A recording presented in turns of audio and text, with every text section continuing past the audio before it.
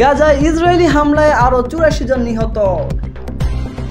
ভারত পাকিস্তান সেনাদের মধ্যে আবারও গুলি বিনিময়।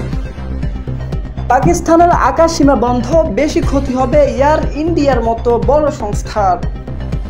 গাজার শিশুরা এখন গল্প শোনে না, শোনে যুদ্ধ আর ক্ষুধার আর্তনাদ। জামাত শিবিরের প্রশংসা সন্তোষ শর্মা ইস্যুতে যে নসিহত রফিকুল মাদানির। হজের সময় ভুয়া ক্যাম্পেইন জড়িতদের ধরেছে সৌদি। সিন্ধুতে হয় পানি, না হয় ভারতীয়দের রক্ত বইবে, বিলাওয়াল ভুট্টো। আখাউড়া সীমান্তে বিএসএফ এর গুলিতে বাংলাদেশি যুবক আহত। ভারত হামলা করলে সর্বাত্মক যুদ্ধের হুমকি পাকিস্তানের।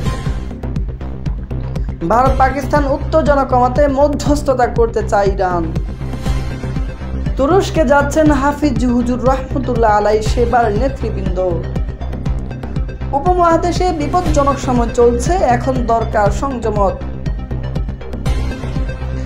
পটিয়া মাদ্রাসার সাবেক সদরে মুহতামিম মাওলানা আমিনুল হক আর নেই। পটিয়ার সাবেক সিনিয়র 2 ওস্তাদদের ইন্তেকালে পীর সাহেব চরমোনাইয়ের শোক। খেলাফত আন্দোলনে নতুন মহাসচিব মাওলানা ইউসুফ সাদিক হক্কানি। পেহেলগামে হামলার স্বচ্ছ তদন্তের জন্য পাকিস্তান প্রস্তুত, শাহবাজ শরীফ। জমিয়তের সভাপতি মাওলানা ওবায়দুল ফারুক, মহাসচিব মাওলানা মঞ্জুরুল ইসলাম আফিন্দি। ধ্বংসস্তূপের নিচে নিখোঁজ 30 ফিলিস্তিনি, নেই উদ্ধারের প্রয়োজনীয় যন্ত্রপাতি। এবার যে 20 ভাষায় অনুবাদ করা হবে হজের খুতবা।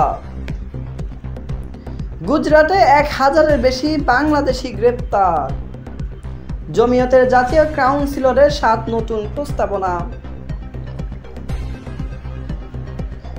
বিদেশি সংস্কৃতি চাপানোর চেষ্টা করবেন না মুফতি ফয়জুল করিম।